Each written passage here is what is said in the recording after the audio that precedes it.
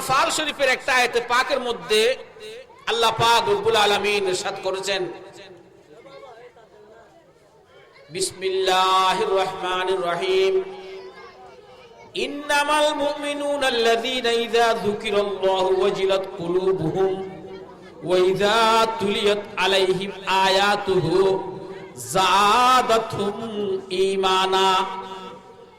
আল্লাহ পাক রব্বুল আলামিন দুনিয়ার অনেক মানুষ আছে, বুদ্ধ, খ্রিস্টান, হিন্দু, মুসলমান, অনেক প্রকারের জাতি আছে, অনেক প্রকারের মানুষ আছে।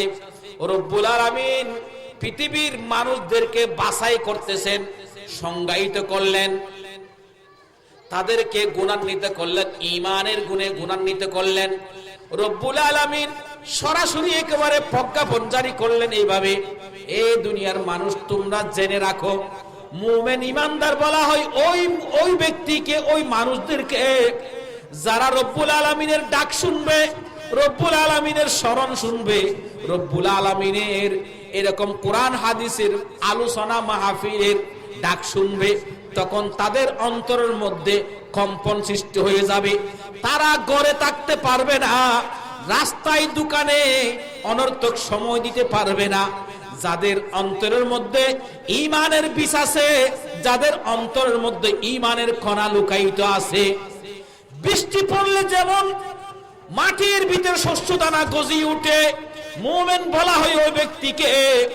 আল্লাহ পাক রব্বুল আলামিনের কোরআন হাদিসের মাহফিলের ডাক শোনার পর যে ব্যক্তির অন্তরের মধ্যে ঈমানের জজবা উঠবে, ঈমানের প্রতিভা জেগে উঠবে, ঈমানের বীজ জ্বালিয়ে উঠবে, ওই ব্যক্তিকে মুমিন বলা হয়। সুবহানাল্লাহ। তাহলে বোঝা গেল এখানে মেহফিল হচ্ছে, এখানে প্যান্ডেল করা হয়েছে, লাইটিং করা হয়েছে, এত ব্যবস্থাপনায় এখনো পর্যন্ত এলাকার মানুষ এখনো পর্যন্ত বিভিন্ন নিজের সময় বিভিন্ন কাজে, বিভিন্ন কর্মে, বিভিন্ন বেকাজের মধ্যে সময় কাটিয়ে দিচ্ছে। রব্বুল আলামিনের ডাক হচ্ছে, রাসূল পাকের আলোচনা হচ্ছে, রাসূল পাকের মিলাদুন নবীর আলোচনা হবে, ফাতিহায়ে ইয়াজদাহুমের আলোচনা হবে। এখানের প্রতি মানুষ এখনো সারা নাই। বোঝা গেল যাদের অন্তরে কম্পন সৃষ্টি হয় নাই, যাদের অন্তরে মেহফিলে টান সৃষ্টি হয় নাই, কোরআন হাদিসের, কোরআনের প্রজ্ঞাপন মতে, কোরআনের এই আদেশ মতে তারা পরিপূর্ণ মুমিন হতে পারবে না। সুবহানাল্লাহ। কোরআন শরীফের প্রজ্ঞাপন হলো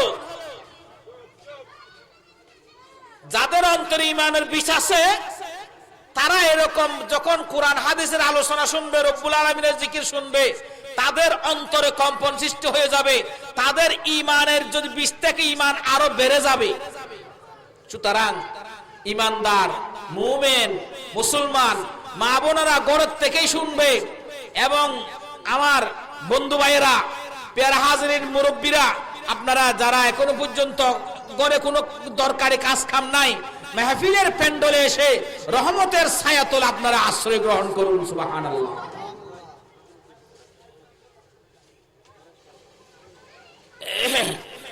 যেহেতু মিলাদুন নবী সাল্লাল্লাহু আলাইহি ওয়াসাল্লাম,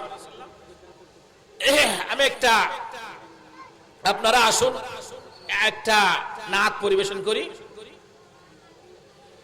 নবী মোর পরশমণি, নবী মোর সোনার কণি, নবীর নাম জপে যেজন সেই তো দুজাহানের ধনী। নবী মোর পরশমণি, নবী মোর সোনার কণি, নবীর নাম জপে যেজন সেই তো দুজাহানের ধনী। সে নামে মধু মাখা, সে নামে জাদু রাখা, সে নামে মধু মাখা, সে নামে জাদু রাখা, সে নামে মজনু হইল, সে নামে মজনু হইল মৌলায় আমার কাদের গনি। নবী মোর পরশমণি, নবী মোর সোনার কণি, নবীর নাম জপে যেজন সেই তো দুজাহানের ধনী। নবী মোর নূরে খুদা, তার তরে সকল পয়দা, নবী মোর নূরে খুদা, তার তরে সকল পয়দা, আদমের কলবেতে তার ওই নূরের রৌশনী। নবী মোর নূরে খুদা, তার তরে সকল পয়দা, আদমের কলবেতে তার নূরের রৌশনী। ওই নামে সুর ধরিয়া পাকি যাই গান করিয়া, ওই নামে সুর ধরিয়া পাকি যাই গান করিয়া, ওই নামে আকুল হইয়া ফুল ফুটে সোনার বরণী। নবী মোর পরশমণি, নবী মোর সোনার কণি, নবীর নাম জপে যেজন সেই তো দুজাহানের ধনী। সাদ সরুজ গ্রহ তারা তারি নূরের ইশারা, সাদ সরুজ গ্রহ তারা তারি নূরের ইশারা। নইলে যে অন্ধকারে ডুবিত এই ধরণী, নইলে যে অন্ধকারে ডুবিত এই ধরণী। নবী মোর পরশমণি, নবী মোর সোনার কণি, নবীর নাম জপে যেজন সেই তো দুজাহানের ধনী। নিদানে আখেরাতে তরাইতে পুলসিরাতে, নিদানে আখেরাতে তরাইতে পুলসিরাতে। কান্ডারি হইয়া নবী পার করিবেন সেই তরণী, কান্ডারি হইয়া নবী পার করিবেন সেই তরণী। নবী মোর পরশমণি। সুবহানাল্লাহ, সুবহানাল্লাহ। তাহলে এই জন্য কুরআনে পাকের প্রজ্ঞাপন, কুরআনে পাকের নসসে যাদের অন্তরে ঈমানের বীজ থাকবে, গ্রীষ্মকালে যখন বৃষ্টি হয় না তখন গাছের কিছু কিছু বৃক্ষ আছে সমস্ত পাতাগুলো ঝরে যায়।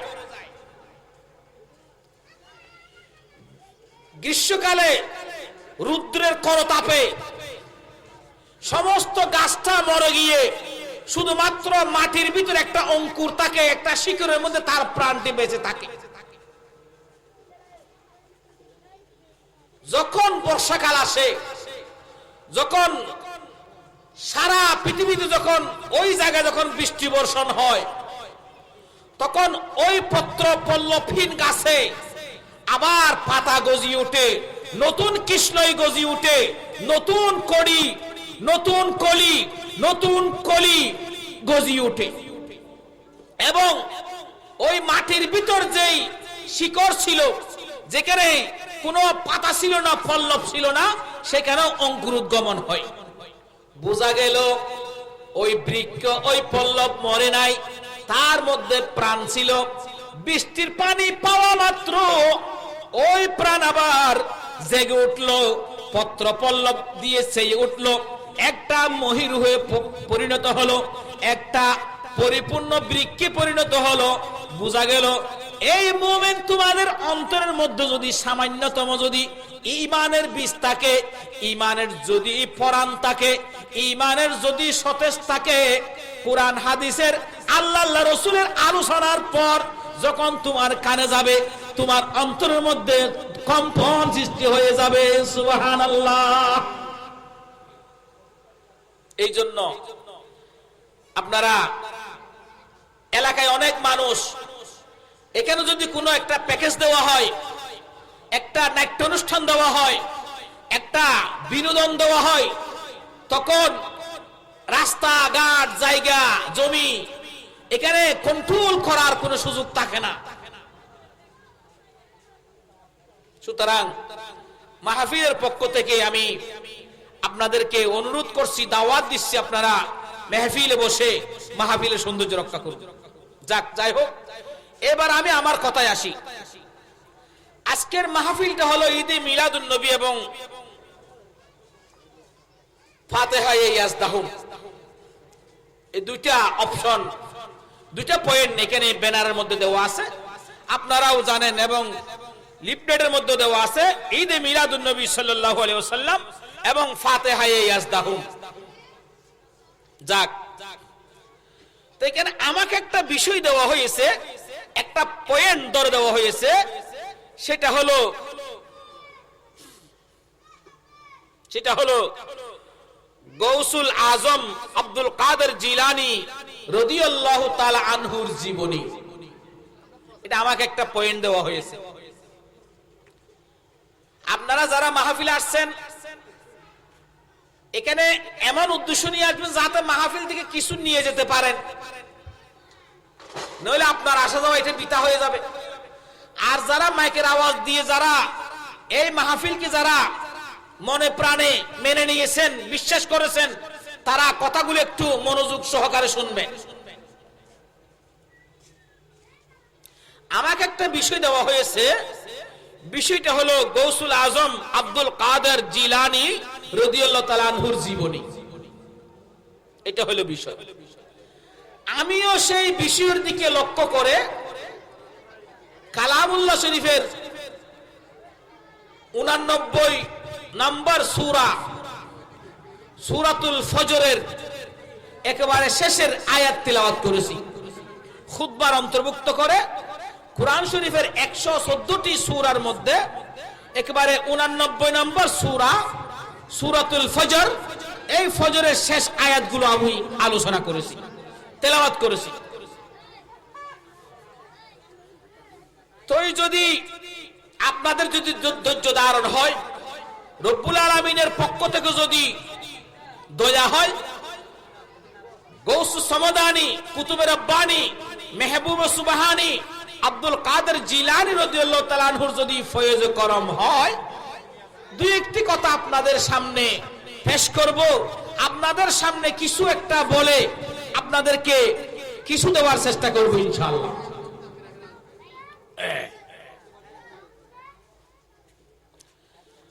আসছেন মনোযোগ সহকারে, দুই একটা ঘন্টা এখানে কুরবান করে দেন, এখানে দান করে দেন।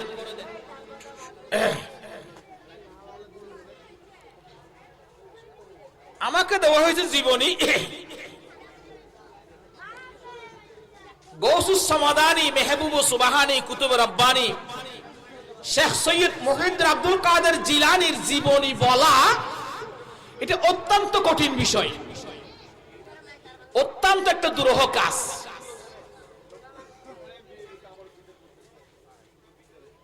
তারপরও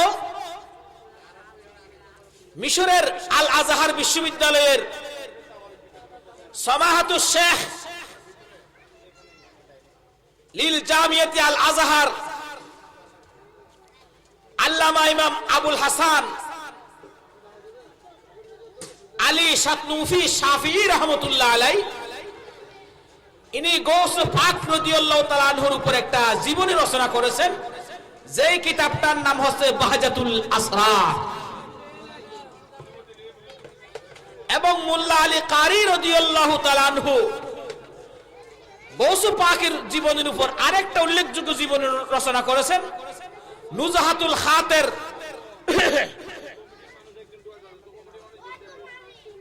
ফি তরজমাতিল শেখ আব্দুল কাদের। ইনি একটা গৌস পাক রাদিয়াল্লাহু তাআলা আনহুর উপর একটা জীবনী রচনা করেছেন। এছাড়া সাওয়ানেহে গৌসুল আজম, মানাকিবে গৌসুল আজম, এরকম অনেক বই পুস্তক বাজারের মধ্যে আছে। আব্দুল কাদের জিলানী রাদিয়াল্লাহু তাআলা আনহুর যেই জীবনী, কিভাবে যে আমরা বলবো, খুদ থেকে বলবো, আমি আপনাদেরকে একটু এটা আউট করতেছি। ইমাম আবুল হাসান আলী নুরউদ্দিন শাতনুফি শাফিঈ রাহমাতুল্লাহ আলাইহি, ইনি মিশরের আল আজহার বিশ্ববিদ্যালয়ের একজন শেখ ছিলেন, একজন অভিজ্ঞ বিজ্ঞ, একজন গুণী, একজন শিক্ষক ছিলেন, শেখ ছিলেন। ইনি বাহজাতুল আসরার এমন একটা নির্ভরযোগ্য কিতাব, যদি আমরা তুলনা করি বুখারী শরীফ, যেটা ইমাম ওয়ালিউদ্দিন আবু আব্দুল্লাহ মুহাম্মদ ইবনে ইসমাইল বুখারী রাদিয়াল্লাহু তাআলা আনহু, যিনি বুখারী শরীফ রচনা করেছেন, সংকলন করেছেন 16 বছরে, এই বুখারী শরীফের মধ্যে সর্বনিম্ন রিওয়ায়াতের রাবীর একটা হাদিস, রাসূল পাক থেকে ইমাম বুখারী পর্যন্ত একটা হাদিস সংকলনের ক্ষেত্রে 3 জন রাবী, সর্বনিম্ন রাবী হচ্ছে 3 জন। আর এরকম 3 জন রাবী সমৃদ্ধ হাদিস হচ্ছে 22টি, এগুলাকে বলা হয় সুলাসিয়ত। অর্থাৎ বুখারী শরীফের মধ্যে সুলাসিয়তের হাদিস হচ্ছে 22টি, কিন্তু বাহজাতুল আসরার আব্দুল কাদের জিলানী রাদিয়াল্লাহু তাআলা আনহুর মুখের জবান থেকে ইমাম আবুল হাসান আলী নুরউদ্দিন সাতনুফি শাফি রাহমাতুল্লাহ আলাইহি পর্যন্ত যে তথ্যটি আসতে শুধুমাত্র মাঝখানে দুইজন রাবী। আমি বুঝাতে চাচ্ছি কথা, বাহাজাতুল আসরার একটা নির্ভরযোগ্য, একটা গ্রহণযোগ্য, সর্বযুগে সর্ববিজ্ঞ আলেমের কাছে, সর্ববিজ্ঞ মতবাদের কাছে এই কিতাবটি গ্রহণযোগ্য বাহাজাতুল আসরার। এই বাহাজাতুল আসরার কিতাব গৌস পাক আব্দুল কাদের জিলানী রাদিয়াল্লাহু তাআলা আনহুর উপর রচনা করেছেন ইমাম আবুল হাসান আলী নুরউদ্দিন সাতনুফি শাফি রাহমাতুল্লাহ আলাইহি, শুধুমাত্র দুইজন রাবীর মাধ্যমে। একটা নির্ভরযোগ্য কিতাব।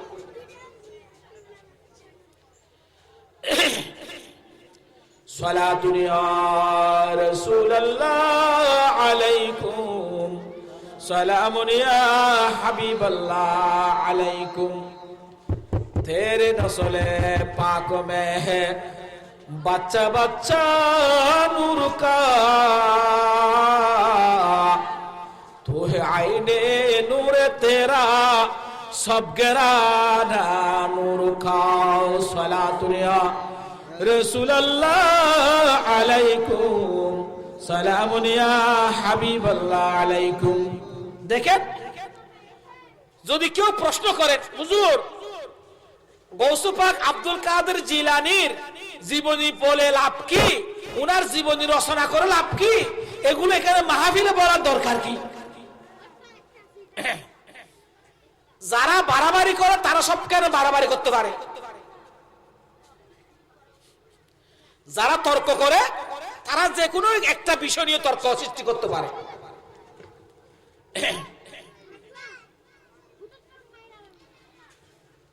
তো কেন জীবনী রচনা করেছেন, আমরা কেন জীবনীগুলো আজকের মিলাদুন নবীর একটা বিষয়ের অন্তর্ভুক্ত করে লাইটিং করে প্যান্ডেল করে এতগুলা টাকা খরচ করে এত ব্যবস্থাপনার মাধ্যমে কেন আমরা জীবনী আলোচনা করব? আমাদের দরকার কি? দরকার আছে। তাহলে একটু আমরা নামাজের দিকে খেয়াল করি। নামাজের মধ্যে যখন নামাজ আদায় করা হয়, 2 রাকাতের নামাজ বলেন, 4 রাকাতের নামাজ বলেন, 3 রাকাতের নামাজ বলেন, ফরজ বলেন, সুন্নাত বলেন, নফল বলেন, সুন্নতে মুআক্কাদা বলেন, সুন্নতে জাইদা বলেন, নামাজের মধ্যে কিছু ফরজ আছে, নামাজের মধ্যে কিছু ওয়াজিব আছে, নামাজের মধ্যে সুন্নতে মুআক্কাদা আছে, নামাজের মধ্যে দরুদ শরীফ পড়া সুন্নতে মুআক্কাদা, অনেকে বলেন ওয়াজিব, যাই হোক সুন্নতে মুআক্কাদা ধরে নিলাম। নামাজের মধ্যে যখন আত্তাহিয়াতুর জন্য যখন বসা হয়, সালাম ফিরানোর জন্য যখন বসা হয়, আত্তাহিয়াতুর পরে আত্তাহিয়াতু লিল্লাহি ওয়াস সালাওয়াতু ওয়াত তাইয়্যিবাতু আসসালামু আলাইকা আইয়ুহান নাবিয়্যু ওয়া রাহমাতুল্লাহি ওয়া বারাকাতুহু, আসসালামু আলাইনা ওয়া আলা ইবাদিল্লাহিস সালিহিন, আশহাদু আল্লা ইলাহা ইল্লাল্লাহু ওয়া আশহাদু আন্না মুহাম্মাদান আবদুহু ওয়া রাসূলুহু। আত্তাহিয়াতুর মধ্যে ওয়া আলা ইবাদিল্লাহিস সালিহিন বলে আমরা নামাজের মধ্যে আল্লাহর ওয়ালিদের নামের স্মরণ করা হয়। সুবহানাল্লাহ। যদি বাড়াবাড়ি করতে পারেন ঠিক আছে, কিন্তু যেখানে বাড়াবাড়ি করার যেখানে কোনো সুযোগ নাই, সেটা হলো নামাজের মধ্যে বসে আত্তাহিয়াতু পড়তে হয়। আত্তাহিয়াতুর মধ্যে রাসূল পাক থেকে রাসূল পাককে স্মরণ করে, রাসূল পাকের উপর দরুদ সালাম পড়ে, তারপর বলতে হয় ওয়া আলা ইবাদিল্লাহিস সালিহিন।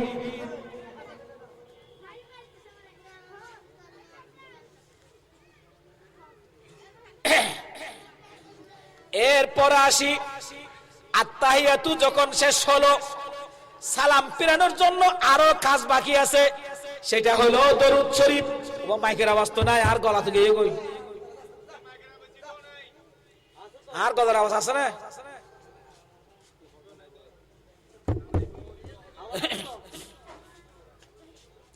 আত্তাহিয়াতু শেষ হলো, সালাম ফেরানোর আগে আরো কাজ আছে, সেটা হলো দরুদ শরীফ। আল্লাহুম্মা সাল্লি আলা মুহাম্মাদিন ওয়া আলা আলি মুহাম্মাদ কামা সাল্লাইতা আলা ইব্রাহিমা ওয়া আলা আলি ইব্রাহিম ইন্নাকা হামিদুম মাজিদ। আল্লাহুম্মা বারিক আলা মুহাম্মাদিন ওয়া আলা আলি মুহাম্মাদ কামা বারাকতা আলা ইব্রাহিমা ওয়া আলা আলি ইব্রাহিম ইন্নাকা হামিদুম মাজিদ। নামাজের মধ্যে আত্তাহিয়াতুর পর এইবার রাসূল পাকের আহলাইলের উপর, রাসূল পাকের বংশের উপর আল্লাহর কাছে প্রার্থনা করা হয়, আল্লাহুম্মা সাল্লি আলা মুহাম্মাদিন। আল্লাহ তুমি রাসূল পাকের উপর, রাসূল পাকের পরিবারের উপর তোমার কুদরতের পক্ষ থেকে, তোমার রহমতের পক্ষ থেকে, রহমতের ভান্ডারের পক্ষ থেকে তাদের উপর রহম করো। সুবহানাল্লাহ। তাহলে বোঝা গেল নামাজের মধ্যে আল্লাহর ওলিদেরও স্মরণ করা হয় এবং রাসূল পাকের আওলাদকেও স্মরণ করা হয়। এখানে দরুদ শরীফ এড়িয়ে চলার, আত্তাহিয়াতু বাদ দিয়ে অন্য কোনো কিছু করার কোনো সুযোগ নাই। তাহলে বোঝা গেল রব্বুল আলামিনের বান্দা যখন ইবাদত করতে যাবে, সেখানে আল্লাহর মকবুল বান্দা যারা, আল্লাহর আরিফ বিল্লাহ যারা, যারা রব্বুল আলামিনের কাছে গ্রহণযোগ্য, যারা অ্যাকসেপ্টেড পারসন রব্বুল আলামিনের ইবাদতের মধ্যে, তাদেরকে স্মরণ করার জন্য বান্দার উপর বাধ্য করে দিয়েছেন। সুবহানাল্লাহ। তাহলে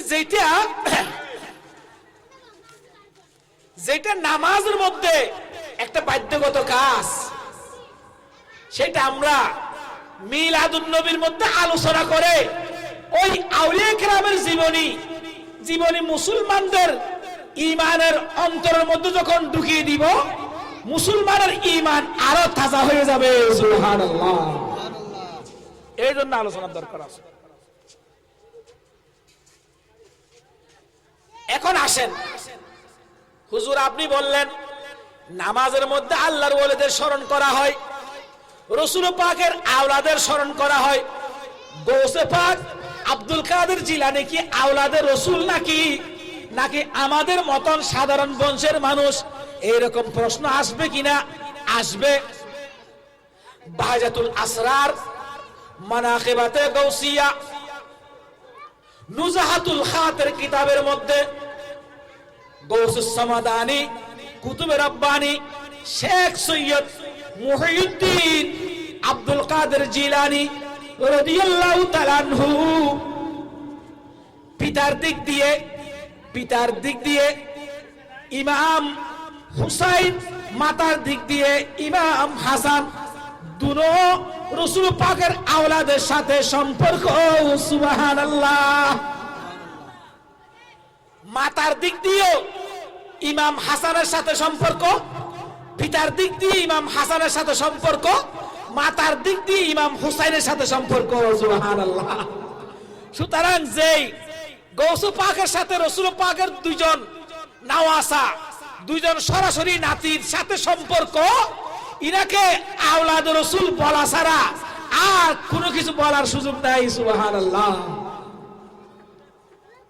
যেই আওলাদ রাসূলকে নামাজের মধ্যে স্মরণ করা হয়, সেই আওলাদ রাসূলের বংশধর হলেন গৌসুস সামাদানি, কুতুবে রাব্বানি, শেখ সৈয়দ মুহিউদ্দিন আব্দুল কাদের জিলানী রাদিয়াল্লাহু তাআলা আনহু।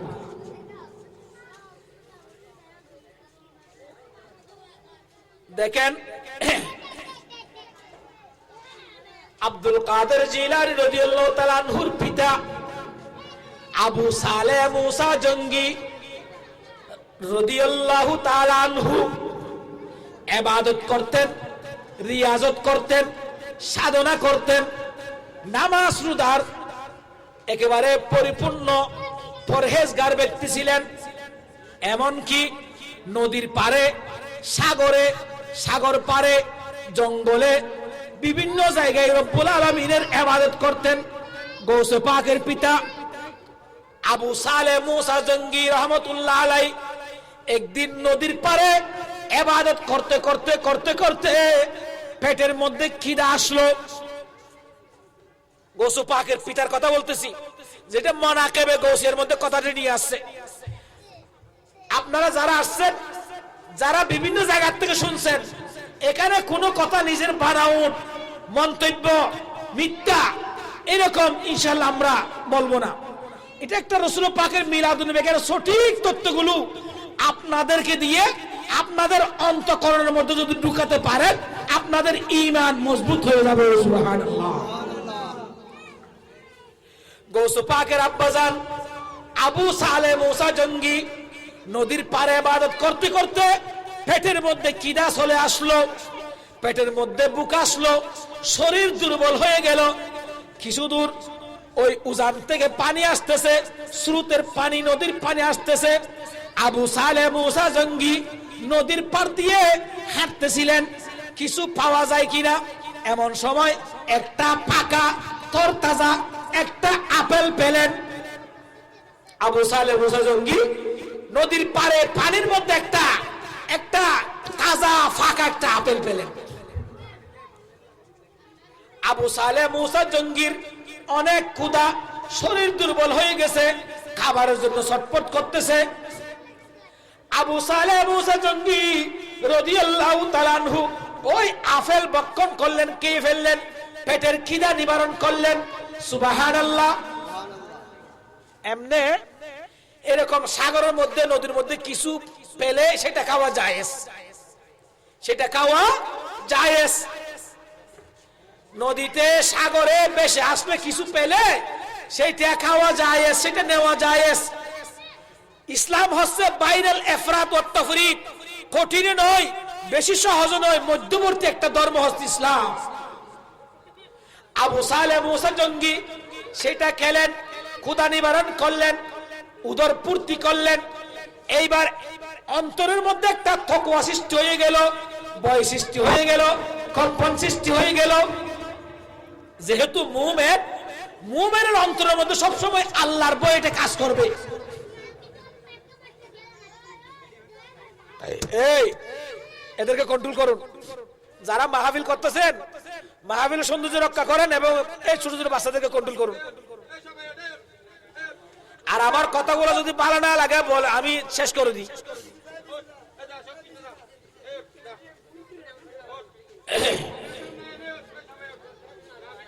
সালাতুন ইয়া রাসূলুল্লাহ আলাইকুম, সালামুন ইয়া হাবিবাল্লাহ আলাইকুম।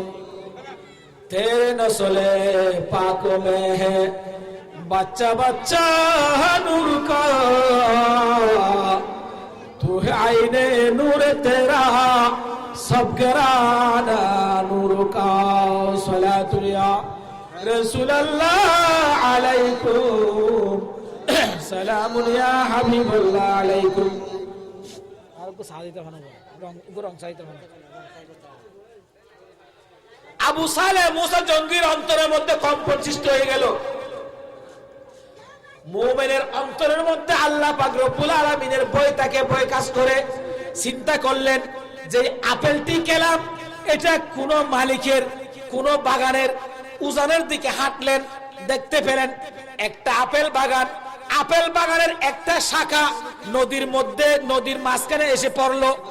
আবু সালেহ মুসা জঙ্গি ধরে নিলেন এই গাছের তেল থেকে, এই গাছের শাখা থেকে এখানে আপেলটি পড়েছে, যেটা আমি খেয়ে ফেলেছি, এটা আমি বড় অন্যায় করেছি। মালিকের কাছে গিয়ে আমি ক্ষমা প্রার্থনা করব, নইলে আল্লাহর দরবারে আমার ইবাদত কবুল হবে না। সুবহানাল্লাহ। অন্তরের মধ্যে এই ধারণা সৃষ্টি হয়ে গেল। মালিককে খুশ করলেন, মালিকের কাছে গেলেন, ক্ষমা চাইলেন। এই বাগানের মালিক, তোমার বাগান থেকে একটি আপেল নদীর স্রোতের দিকে, নদীর অনুকূলে ভেসে গেল, আমি সেটা খেয়ে নিয়েছি। আমি তোমার কাছে ওই আপেলের হক দেওয়ার জন্য, ওই আপেলের প্রাপ্য দেওয়ার জন্য তোমার কাছে ক্ষমা চাইতে, তোমার কাছে আসছি, তোমার দরবারে আসছি। ওই আপেলের মালিক ছিলেন আব্দুল্লাহ সৌমাই রহমতুল্লাহি আলাইহি।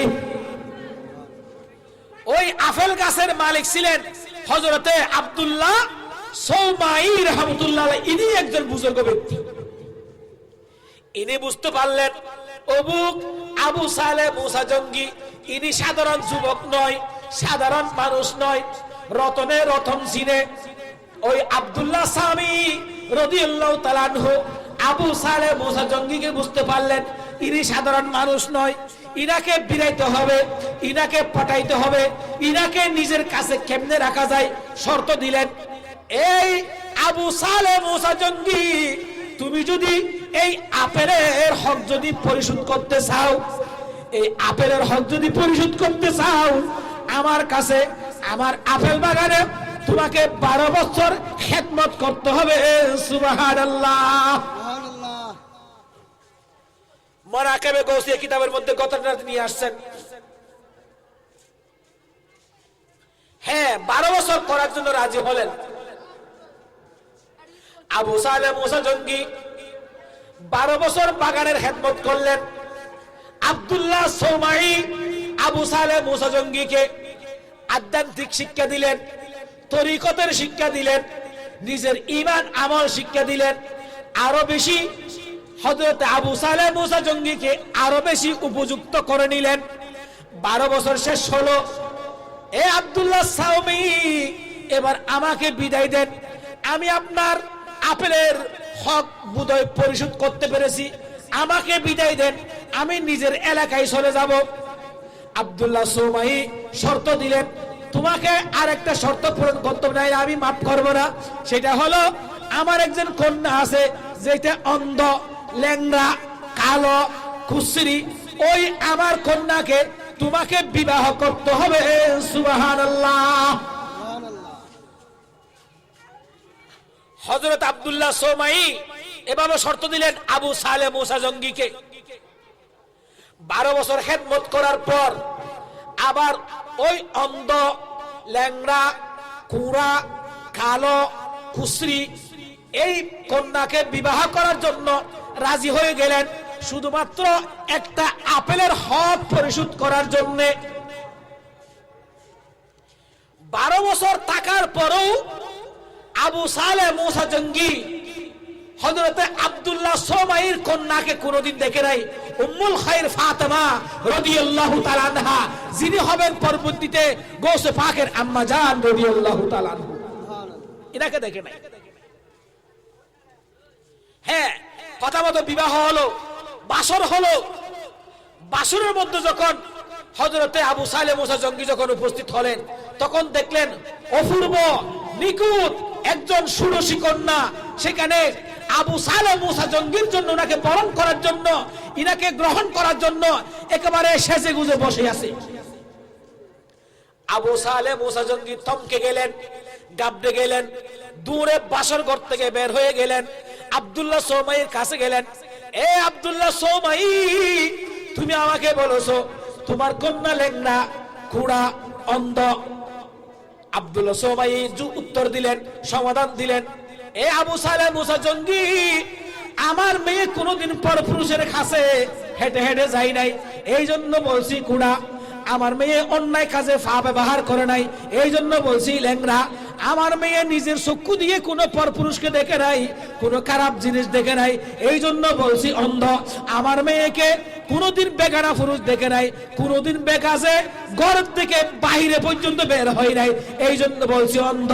এটা আমি তোমাকে পরীক্ষা করেছি, আমার পরীক্ষার মধ্যে, ইমানের পরীক্ষার মধ্যে তুমি টিকে গেছো। এটা আমি আমার মেয়েকে তোমাকে বিনা শর্তে তোমাকে দান করে দিলাম। সুবহানাল্লাহ। তখন বিবাহ হলো। অনেক কথা আমি সংক্ষেপ করি। বিবাহ হওয়ার পর হযরতে আবু সালেহ মুসা জঙ্গির বিবাহ হওয়ার পর বয়স 60 বছর হয়ে গেল। হযরতে গৌসে পাকের আম্মা জানের লাইফ জীবন 60 বছর হয়ে গেল।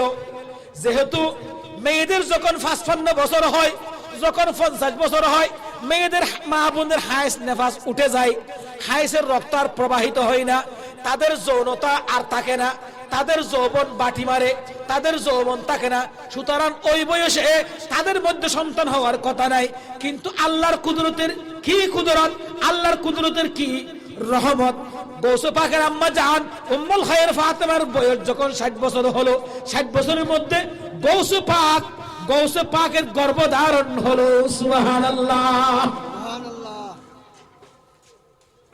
বিবাহের পরে 60 বছরে গৌসে পাকের আম্মা জান উম্মুল খায়ের ফাতেমা বিনতে আব্দুল্লাহ সোমাই রাদিয়াল্লাহু তাআলা আনহা, ইনি 60 বছরের জীবনে গর্ভধারণ করলেন।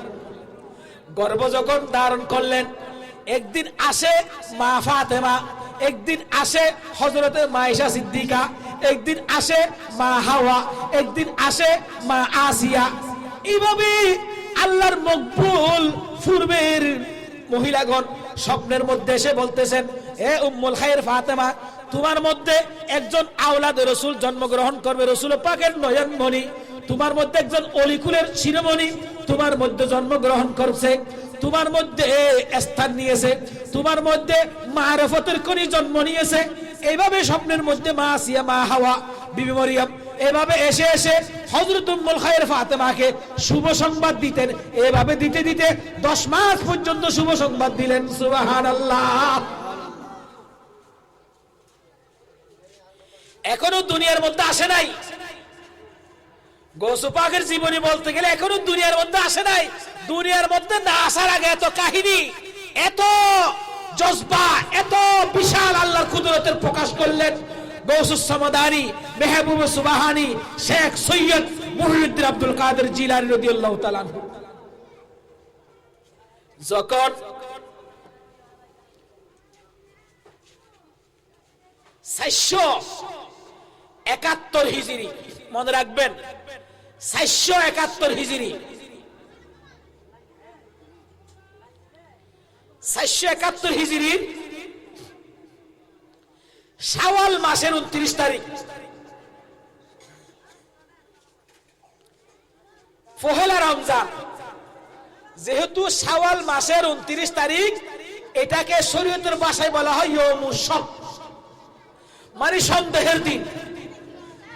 যেহেতু 29 তারিখ চাঁদ উঠছে কিনা রোজার চাঁদ, এটা মেঘটেক থাকলে অনেকে দেখে না, এই জন্য ওই দিনটাকে কুরআন হাদিসের ভাষায়, শরীয়তের ভাষায় বলা হয় ইয়াউমুশ শক। হয়তো কোথাও যদি দেখা যায় তখন সবাই রোজা রাখবে, এরকম ফয়সালা দেওয়া হয়। 471 হিজরির সোমবার সুবে সাদেকের পূর্বে উম্মুল খায়ের ফাতেমার ঘরের মধ্যে মেহবুবে সুবহানি, কুতুবে রব্বানি, শেখ সৈয়দ মুহিউদ্দিন আব্দুল কাদের জিলানী রাদিয়াল্লাহু তাআলা আনহু জন্মগ্রহণ করলেন, শুভাগমন হলেন। সুবহানাল্লাহ। দেখেন, জন্ম মায়ের উদরে থাকার সময় একদিন মা হাওয়া, মা ফাতেমা, আয়েশা সিদ্দিকা, হুদাতুল কুবরা, বিবি আসিয়া এইভাবে এসে এসে প্রত্যেকদিন উম্মুল খায়েরকে সেলুট দিলেন, শুভ সংবাদ দিলেন, অভ্যর্থনা দিলেন, তাদেরকে স্বাগত দিলেন, এক একটা শুভ সংবাদ দিলেন।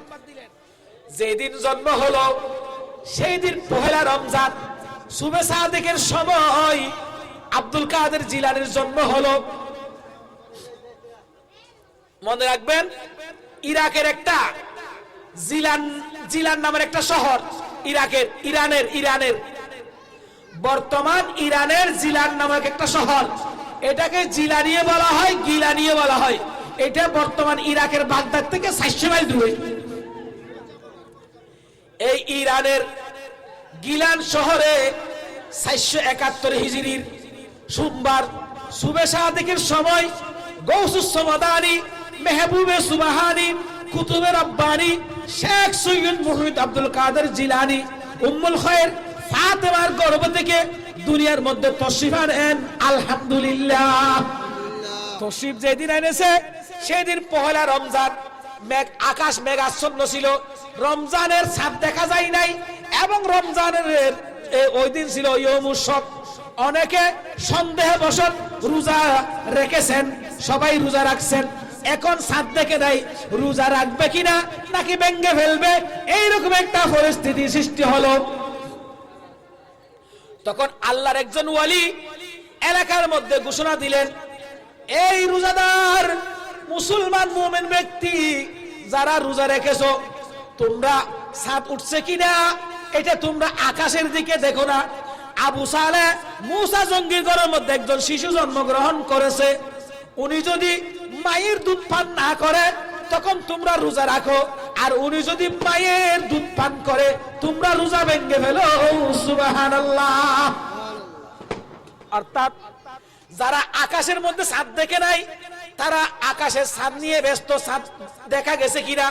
কিন্তু মেহবুব সুবহানী, কুতুবে রব্বানী, শেখ সৈয়দ মুহিউদ্দিন আব্দুল কাদের জিলানী অন্তরের চক্ষু দিয়ে চাঁদ দেখেছেন। আল্লাহ পাক রব্বুল আলামিন রমজানের চাঁদ উদয় হয়ে গেছে, মানুষে না দেখলেও গৌসে পাক অন্তরের চক্ষু দিয়ে চাঁদ দেখেছেন, রোজা রেখেছেন। সুবহানাল্লাহ। শুধুমাত্র সেদিন ভূমিষ্ঠ হলো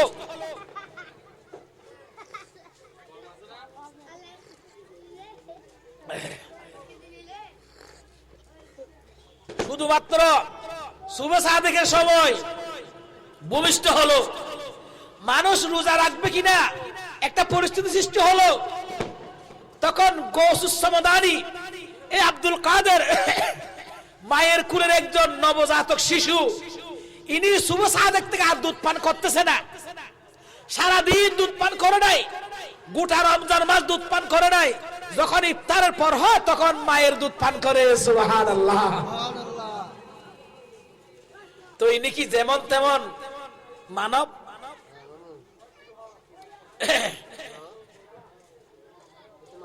তখন এলাকার মানুষ সবাই একত্রিত হয়ে যাকে যাকে দেখতে আসলো। আবু সালেহ জঙ্গির ঘরের মধ্যে যে শিশু জন্মগ্রহণ করেছে ইনি দুধ পান করতেছে না।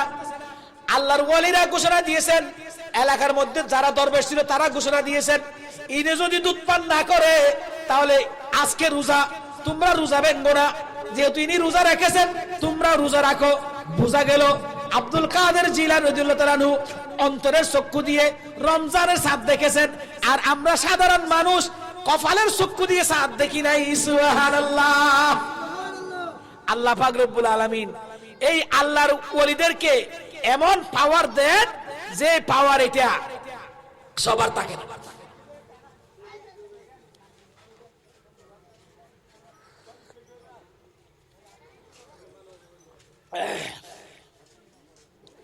হযরতে গৌসে পাক 90 বছর হায়াত পেয়েছিলেন, কিন্তু আমাকে একটা জীবনী দেওয়া হয়েছে, আমি জীবনের উপর 90 বছর হায়াত পেয়েছিলেন।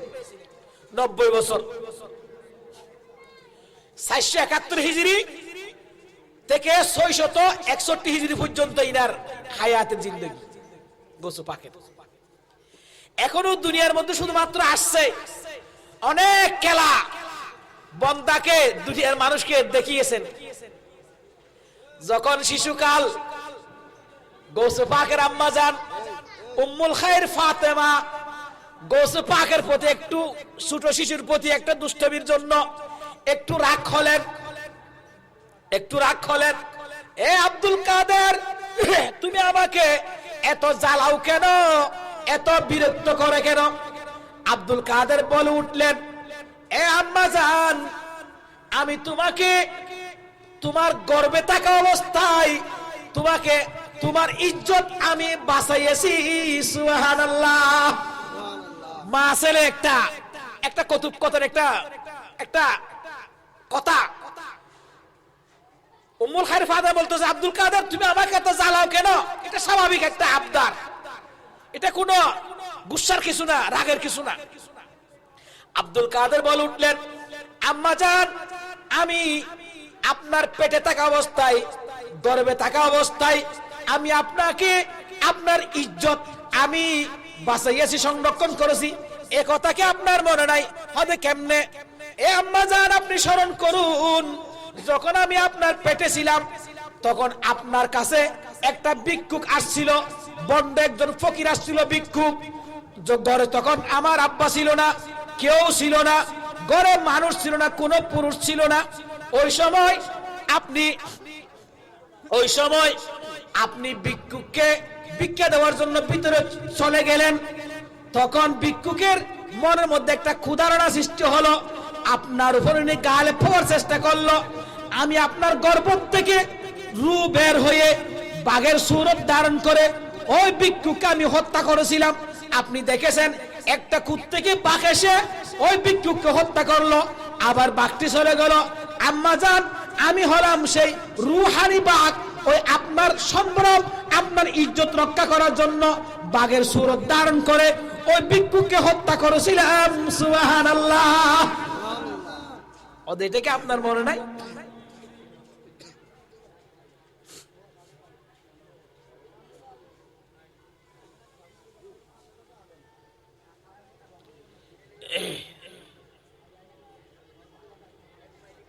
সালাতুন ইয়া রাসূলুল্লাহ আলাইকুম, সালামুন ইয়া হাবিবাল্লাহ আলাইকুম, হুয়াল হাবিবুল্লাযী তুরজা শাফাআতুহু লিকুল্লি হাওলিন মিনাল আহওয়ালি মুকতাহিমি।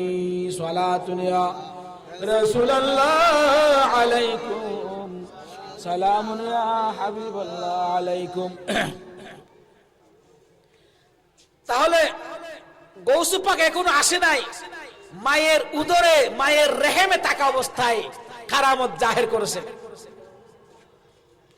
যখন গৌস পাকের শৈশবকাল হলো, তখন গৌস পাকের আম্মাজান আব্দুল কাদের জিলানী রাদিয়াল্লাহু তাআলা আনহুকে মক্তবের মধ্যে পাঠালেন।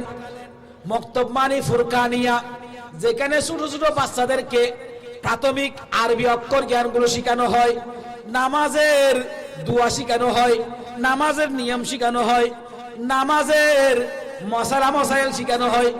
আব্দুল কাদের জিলানী রাদিয়াল্লাহু তাআলা আনহুকে শৈশব অবস্থায় তার আম্মাজান ওই মাদ্রাসার মধ্যে মক্তবের মধ্যে পাঠালেন। হুজুর আব্দুল কাদের জিলানী রাদিয়াল্লাহু তাআলা আনহুকে আউযু বিল্লাহি মিনাশ শাইতানির রাজিম, বিসমিল্লাহির রহমানির রহিম। এখানে একটা কথা বলে রাখি, মক্তব ইসলামের ঐতিহ্য। রাসূল পাকের মসজিদে নববীর মধ্যে মক্তব ছিল, এবং খুলাফায়ে রাশিদিনের আমলে মসজিদে মসজিদে মক্তব ছিল, এবং উমাইয়া আমলে মসজিদে মসজিদে মক্তব ছিল, এবং একেবারে আব্বাসী আমলে মক্তব ছিল, মিশরের ফাতিমিয়া খেলাফতের সময় মক্তব ছিল, আমাদের ভারত উপমহাদেশে মুঘল আমলের সময় মসজিদে মসজিদে মক্তব ছিল। মক্তব এটা ইসলামের ঐতিহ্য, মুসলমান পরিবারের ঐতিহ্য।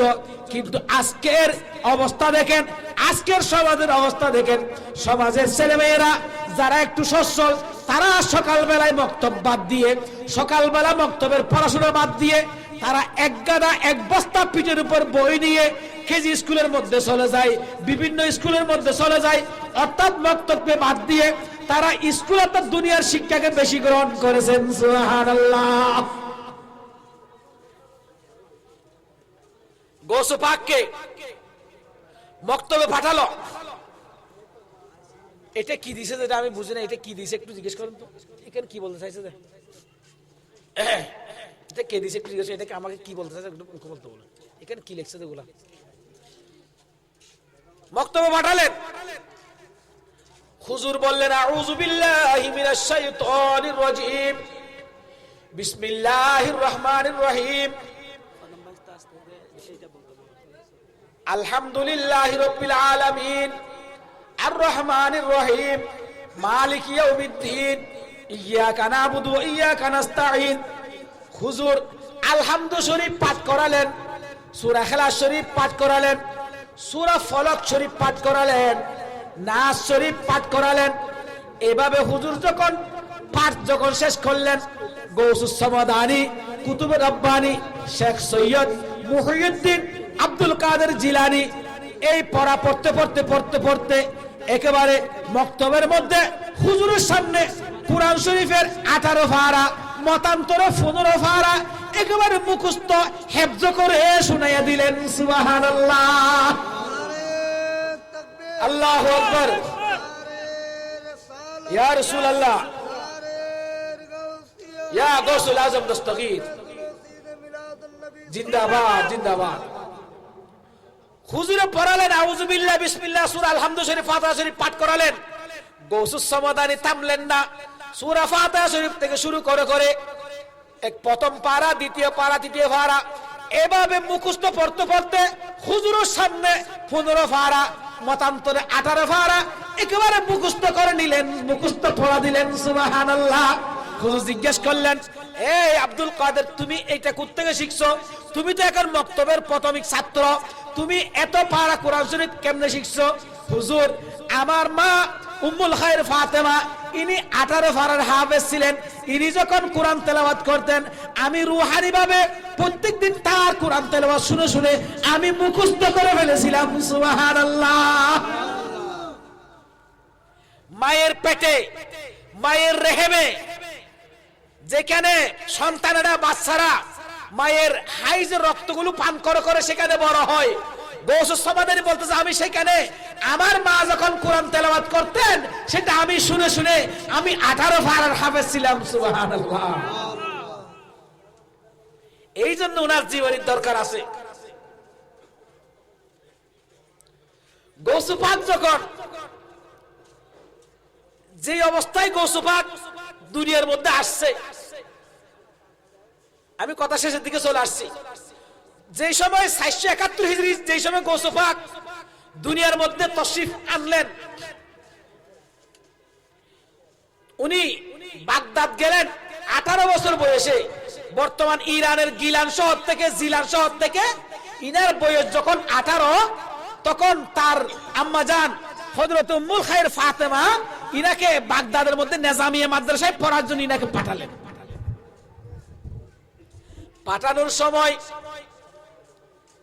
যেহেতু উম্মুল খায়র ফাতেমা আব্দুল কাদের জিলানী রাদিয়াল্লাহু তাআলা আনহুকে দ্বীনের শিক্ষায় শিক্ষিত করার জন্য ঘরের মধ্যে কিছু টাকা সংরক্ষণ করেছিলেন, 40টি দিনার সংরক্ষণ করেছিলেন। এই দিনারগুলো আব্দুল কাদের জিলানী রাদিয়াল্লাহু তাআলা আনহুর বগলের নিচে সেলাই করে দিলেন। বললেন, এই পুত্র আব্দুল কাদের, কোন বিপদের সময়, কোন মুসিবতের সময়, কোন পরিস্থিতির সময় কখনো মিথ্যা কথা বলবা না। ওই সময় আব্দুল কাদের জিলানীর বয়স ছিল 18 বছর। সুবহানাল্লাহ। তখন বাগদাদ ছিল গোটা দুনিয়ার একটা কেন্দ্র, গোটা দুনিয়ার রাজধানী। বাগদাদ শহর তখন একটা বাণিজ্যিক এলাকা ছিল, বিভিন্ন কাফেলা ওই বাগদাদের দিকে যাচ্ছিল। কাফেলা দিয়ে যখন আব্দুল কাদের জিলানী যাচ্ছিলেন, প্রতিমধ্যে একটা ডাকাত দল তাদেরকে পেয়ে বসলো, ডাকাতেরা লুণ্ঠন করলো। আব্দুল কাদের জিলানী 18 বছরের যুবক রাস্তার কিনারে দাঁড়িয়ে থাকলেন। একজন ডাকাত তাকে জিজ্ঞেস করলেন, এই ছেলে তোমার কাছে কি আছে? এক বাক্যে বলে দিলেন, আমার কাছে 40টি দিনার আমার বগলের নিচে সেলাই করা আছে। সুবহানাল্লাহ। ডাকাতরা তাকে সংক্ষেপে ওই ডাকাতের সর্দারের কাছে নিয়ে গেলেন। হুজুর, এই লোক, এই ছেলেটা এই কথা কি কেন বললেন জিজ্ঞেস করেন। বললেন, তোমার কাছে আমরা একেবারে হালকা ভাবে জিজ্ঞেস করেছি, তুমি একেবারে তোমার সত্য কথাটা বলে দিলা কেন? আব্দুল কাদের জিলানী ওই ডাকাত সর্দার আহমদ বদবীকে বলে দিলেন, আমার আম্মাজান আমাকে আসার সময় একটা নসিহত করেছেন, কোন পরিস্থিতিতে, কোন অবস্থায়, কোন কালে, কোন হালে আমি যাতে মিথ্যা কথা না বলি। আমি আমার আম্মার উম্মুল খায়র ফাতেমার আদেশ পালন করতে গিয়ে তোমাদের কথার মধ্যে আমি সত্য সত্য বলে দিলাম। সুবহানাল্লাহ। তখন ওই ডাকাত দলের মধ্যে একটা ভাবনা সৃষ্টি হয়ে গেল। ডাকাত আহমদ বগবী বলতেছেন, এটা এই বালকের কথা শুনে আমার অন্তরের মধ্যে ধারণা সৃষ্টি হয়ে গেল, অবুক আমরা প্রত্যেকদিন মানুষদেরকে কষ্ট দিই, আল্লাহর নাফরমানি করি, যিনি রব্বুল আলামিন সমস্ত সারা জাহানের মালিক, আমরা তার নাফরমানি করি, প্রতিদিন মিথ্যা কথা বলি, মানুষের সম্পদ লুণ্ঠন করি, মানুষকে কষ্ট দিয়ে থাকি, মানুষকে হত্যা করে থাকি, আমাদের আহার জাহান কি অবস্থা হবে? অন্তরের মধ্যে এই কম্পন সৃষ্টি হয়ে গেল। তখন তারা আব্দুল কাদের জিলানী রাদিয়াল্লাহু তাআলা আনহুর কাছে তওবা করে নিলেন। সুবহানাল্লাহ। এই সর্বপ্রথম এই মুরিদ হলেন এই ডাকাত দল আব্দুল কাদের জিলানী রাদিয়াল্লাহু তাআলা আনহুর সর্বপ্রথম মুরিদ দল হলো 18 বছরের মধ্যে এই ডাকাত দল। সুবহানাল্লাহ।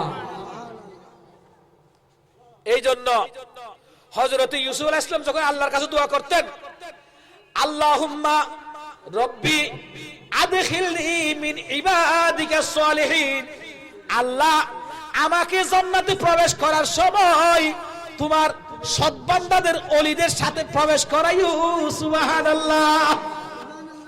একজন নবী, নবীদেরকে আল্লাহ বেহেশত দিবে, কিন্তু নবী বেহেশত না চাই বলতে আল্লাহ আমাকে বেহেশত দেওয়ার সময় তোমার ওলিদের সাথে প্রবেশ করাইও। সুবহানাল্লাহ। কি জন্য?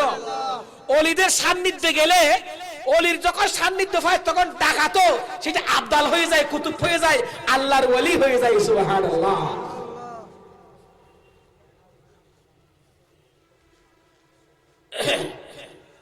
সালাতু ইয়া রাসূলুল্লাহ আলাইকুম, সালামুন ইয়া হাবিবাল্লাহ আলাইকুম। तेरे नस्ले पाक में है बच्चा बच्चा नूर का, तू है आईने नूर तेरा सब घराना नूर का। सलातुन या रसूल अल्लाह अलैकुम, सलामुन या हबीब अल्लाह अलैकुम। यूसुफ अलैहिस सलाम আল্লাহর এত বড় নবী, আল্লাহর কাছে দোয়া করলেন, আল্লাহুম্মা রব্বি আদখিলনি মিন ইবাদিকা সালিহিন। হযরত সুলাইমান আলাইহিস সালাম দোয়া করলেন, আল্লাহুম্মা আলহিকনি বিস সালিহিন, আল্লাহ আমাকে তোমার ওলিদের সাথে, তোমার মকবুল বান্দাদের সাথে আমাকে মুলহিক করে দাও, আমাকে তাদের সাথে সম্পর্ক করে দাও। সুবহানাল্লাহ। তুই ওলিদের সাথে সম্পর্ক করা, এটা যদি আল্লাহর দরবার প্রার্থনা করেছেন নবীরা, যেটা কোরআন শরীফের মধ্যে আসছে, ইউসুফ আলাইহিস সালাম প্রার্থনা করেছে। এই জন্য ইমানদার মুসলমান মুমিন যারা সুন্নি, তারা মাজারের মধ্যে গিয়ে আল্লাহর ওলির জিয়ারত করে, আল্লাহর ওলির উসিলা দিয়ে আল্লাহর দরবারে দোয়া কবুল করার জন্য আকুতি মিনতি করে, প্রার্থনা করে। সুবহানাল্লাহ।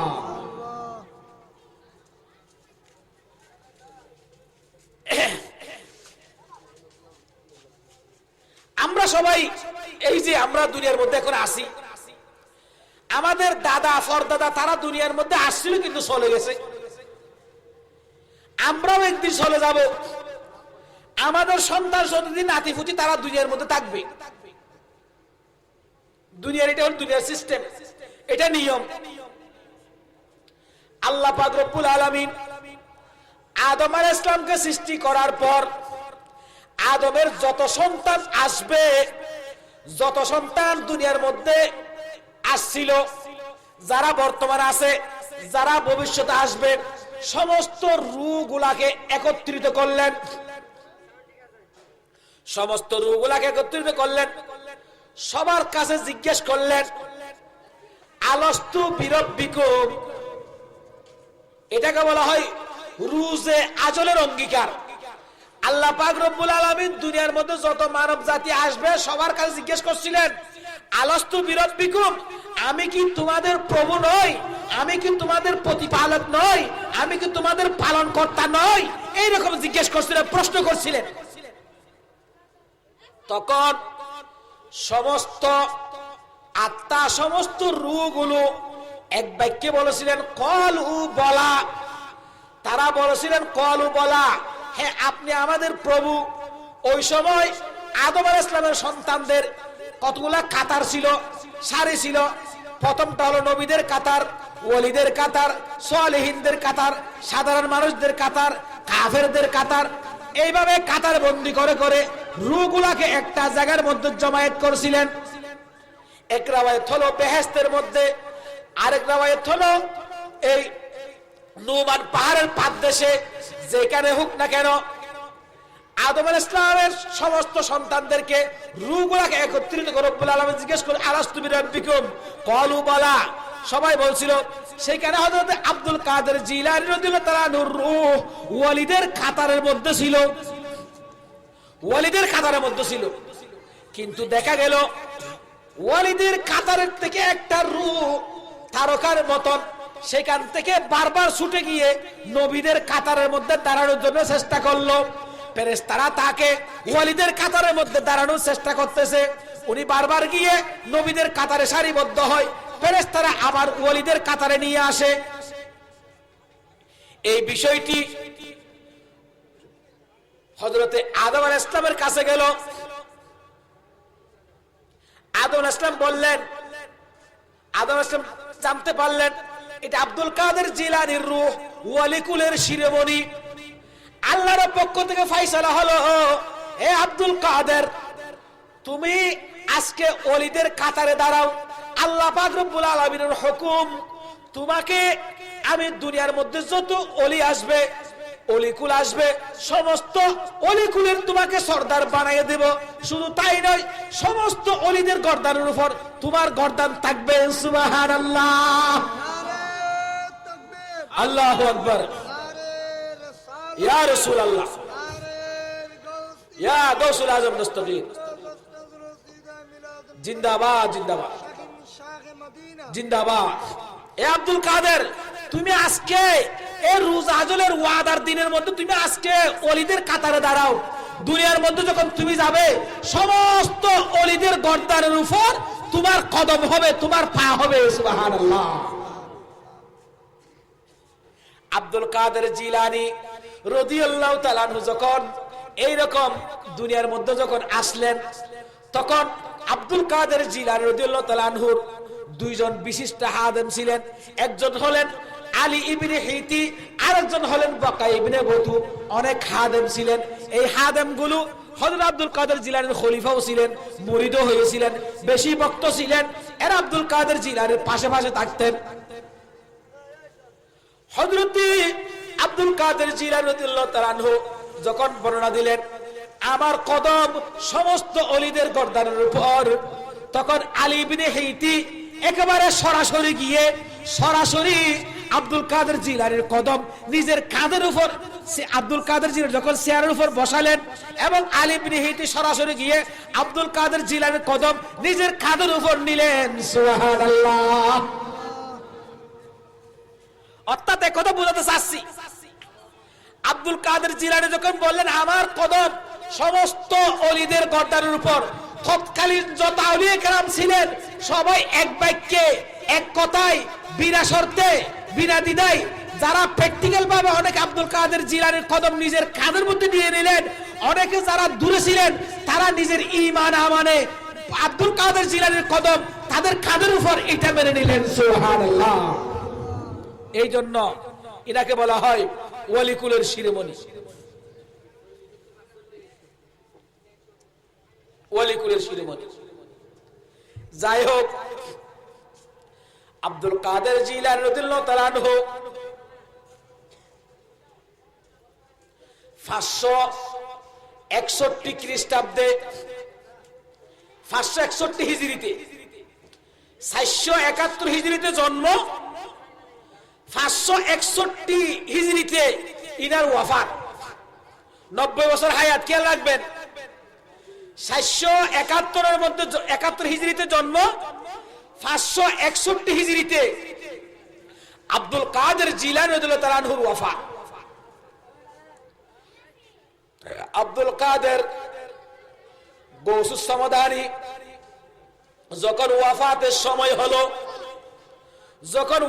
সময় হলো, রবিউস সানি মাসের 11 তারিখ সোমবার, রবিউস সানি মাসের 11 তারিখ ইন্তেকালের পূর্বে আব্দুল কাদের গোসল করলেন, পবিত্র হলেন, এবং নিজের শরীরের মধ্যে আতর সুগন্ধি দিলেন, নামাজ পড়লেন, নামাজ পড়ে সিজদায় দিলেন, সিজদার মধ্যে দোয়া করলেন, আল্লাহুম্মা গফিরলি, আল্লাহুম্মা গফিরলি লি উম্মতি মুহাম্মাদিন। দেখেন, ইন্তেকালের পূর্বে আল্লাহর দরবারে সিজদায় গেলেন, সিজদা গিয়ে বললেন আল্লাহুম্মা গফিরলি লি উম্মতি মুহাম্মাদিন।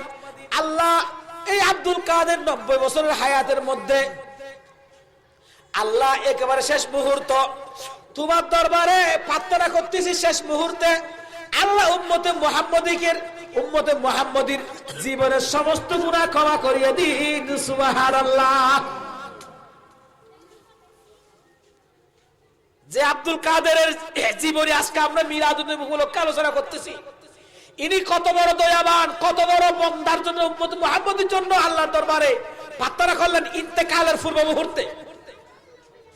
আল্লাহুম্মা গফির লি উম্মতি মুহাম্মাদিন, আল্লাহুম্মা আরহাম লি উম্মতি মুহাম্মাদিন, আল্লাহুম্মা তাজাওয়াজ আন উম্মতি মুহাম্মাদিন। আল্লাহ উম্মতে মুহাম্মদীকে ক্ষমা করো, আল্লাহ উম্মতে মুহাম্মদের উপর রহম বর্ষণ করো। আল্লাহ উম্মতে মুহাম্মদীকে কিয়ামতের দিন কোন ফুলসিরাতে, কোন পথে, মিজানের পাল্লায়, কোন আমল নামায়, মুনকার নকিরের পাল্লায়, কোন ঘাটে, কোন পথে আল্লাহ তুমি উম্মতে মুহাম্মদীকে আটকাইও না। সুবহানাল্লাহ। তিনটে দোয়া করেছেন।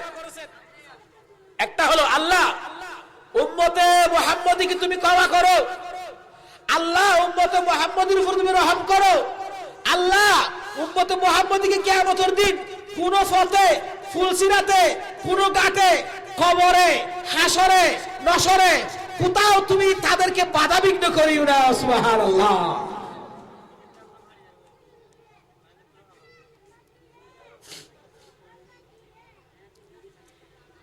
এই অবস্থা ইন্তেকালের পূর্বে আল্লাহর দরবারে দোয়া করলেন। এখনো আব্দুল কাদের জিলানী বাকি আছে, এখন ইন্তেকাল হয় নাই। সিজদার থেকে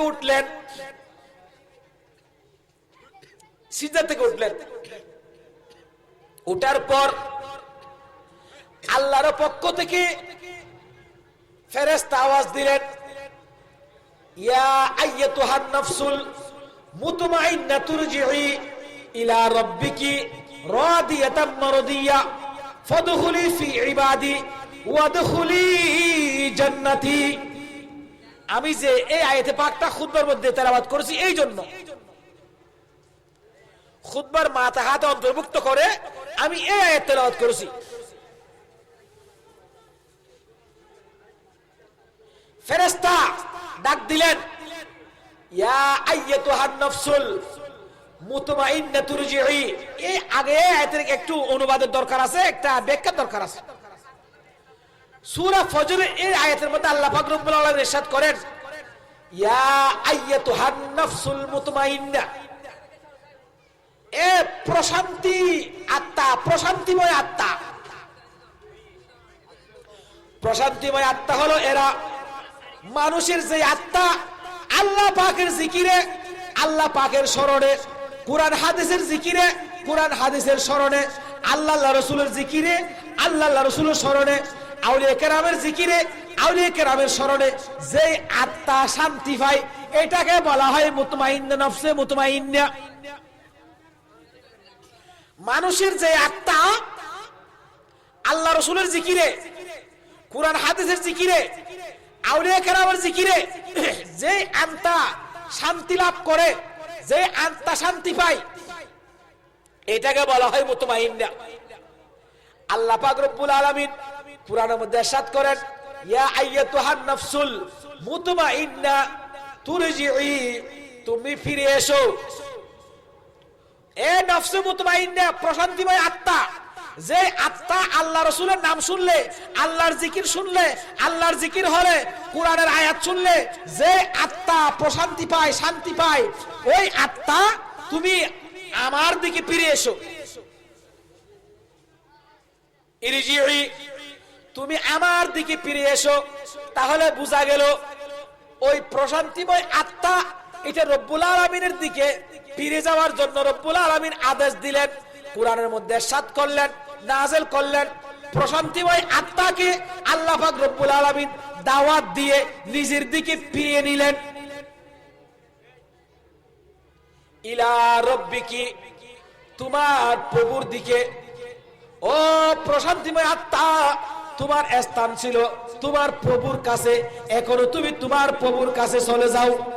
তাহলে বোঝা গেল প্রশান্তিময় আত্মা, সালেহীনদের আত্মা, ভালো মানুষের আত্মা, মুমিনদের আত্মা, যেই আত্মা এইরকম মাহফিলের মধ্যে বসতে শান্তি পায়, যে আত্মা কোরআন হাদিসের আলোচনা শুনতে শান্তি পায়, যে আত্মা আল্লাহ আল্লাহ রাসূলের জিকির শুনতে শান্তি পায়, ওই আত্মাকে আল্লাহ পাক রব্বুল আলামিন ডাক দিলেন, ইয়া আইয়াতুহান নাফসুল মুতমাইন্নাতুর জিই ইলা রাব্বিকি রাদিয়াতাম মারদিয়া। তুমি এমন ভাবে আল্লাহর দিকে ফিরে এসো, আল্লাহ পাক রব্বুল আলামিন তোমার উপর সন্তুষ্ট, তুমিও তোমার কর্মের উপর রব্বুল আলামিনের নিকট সন্তুষ্ট। সুবহানাল্লাহ। অর্থাৎ এই আয়াতে পাকের মধ্যে আল্লাহ পাক রব্বুল আলামিন সালেহীন, আউলিয়া কেরাম, আম্বিয়া কেরাম তাদের আত্মাগুলাকে একেবারে ইন্তেকালের সময় তারা শান্তির দিক, তারা আরামের সহিত ইন্তেকাল হবে, আরামের সহিত রব্বুল আলামিনের দিকে ফিরে যাবে, এই আয়াতে পাকের মধ্যে এই কথা বর্ণনা করেছেন। গৌস পাক, মেহবুবে সুবহানী, কুতুবে রাব্বানী, শেখ সৈয়দ মুহিউদ্দিন আব্দুল কাদের জিলানী যখন ইন্তেকালের সময় হলো, তখন ফেরেশতা গায়েব থেকে ডাক দিলেন, আল্লাহর হুকুমে ফেরেশতারা ডাক দিলেন, ইয়া আইয়াতুহান নাফসুল মুতমাইন্নাতুর জিই ইলা রাব্বিকি রাদিয়াতাম মারদিয়া ফাদখুলি ফি ইবাদি ওয়াদখুলি জান্নাতি। ও প্রশান্তিময় আত্মা, তোমার প্রভুর দিকে সন্তুষ্ট অবস্থায়, তুমিও প্রভুর প্রতি সন্তুষ্ট, প্রভুও তোমার প্রতি সন্তুষ্ট, এই অবস্থায় তুমি প্রভুর দিকে চলে আসো। সুবহানাল্লাহ। তাহলে যে আত্মা, যে মানুষের আত্মা আল্লাহ তার উপর সন্তুষ্ট, সেও আল্লাহর উপর সন্তুষ্ট, তাহলে তাদের জন্য কোনো দুঃখ নাই, তাদের জন্য কোনো ভয় নাই। এই জন্য রব্বুল আলামিন কোরআনের মধ্যে ইরশাদ করেন, আলা ইন্না আউলিয়া আল্লাহি লা খাউফুন আলাইহিম ওয়া লা হুম ইয়াহজানুন। খবরদার, বে কেয়ারফুল, সাবধান। রব্বুল আলামিন সাবধান করলেন, এ দুনিয়ার মানুষ, তোমরা অনেক জ্ঞানী হয়েছো, তুমি অনেক ডক্টর হয়েছো, তুমি অনেক কিছু হয়েছো, তোমাকে প্রতি বিভিন্ন জায়গায় দাওয়াত দে, তুমি ভাইরাল হয়ে গেছো, তোমাকে ইউটিউবের মধ্যে দেখা যায়, ফেসবুকে দেখা যায়, অনলাইনে দেখা যায়, টিভির মধ্যে দেখা যায়। আল্লাহ পাক রব্বুল আলামিন কোরআনের মধ্যে সাবধান দিলেন, সাবধান, আলা সাবধান, আমার আউলিয়াদের ব্যাপারে, আমার বন্ধুদের ব্যাপারে, আল্লাহর মকবুল বান্দাদের ব্যাপারে, আল্লাহর সালেহীন বান্দাদের ব্যাপারে তোমরা কোনো কিছু বলতে, মন্তব্য করার সময় তোমরা সাবধানতা অবলম্বন করো। সুবহানাল্লাহ। এই জন্য আউলিয়া কেরামদের ব্যাপারে তোমরা অনেক কিছু বলে ফেলতে পারো, রব্বুল আলামিন জানে। এই জন্য এই আয়াত বলার সময় বলেছেন, আলা, আলা মানে সাবধান। অর্থাৎ আউলিয়া কেরামের ব্যাপার, তাদের পিছনেরও কোনো চিন্তা নাই, তাদের ভবিষ্যতেরও কোনো চিন্তা নাই। আলা ইন্না আউলিয়া আল্লাহি লা খাউফুন আলাইহিম ওয়া লা হুম ইয়াহজানুন। এই জন্য আল্লাহ পাক রব্বুল আলামিনের ফয়সালা, আল্লাহ পাক রব্বুল আলামিনের ফতোয়া, রব্বুল আলামিনের সিদ্ধান্ত, রব্বুল আলামিনের রায়, রব্বুল আলামিনের ডিসিশন হলো, আউলিয়াদের ব্যাপারে তোমরা কোনো কিছু মন্তব্য করার সময় তোমরা নিজেদের গাল ছিঁড়া মতো, গালের ইচ্ছা মতো তোমরা কথা উচ্চারণ করিও না, তোমরা সাবধানতা অবলম্বন করো। সুবহানাল্লাহ।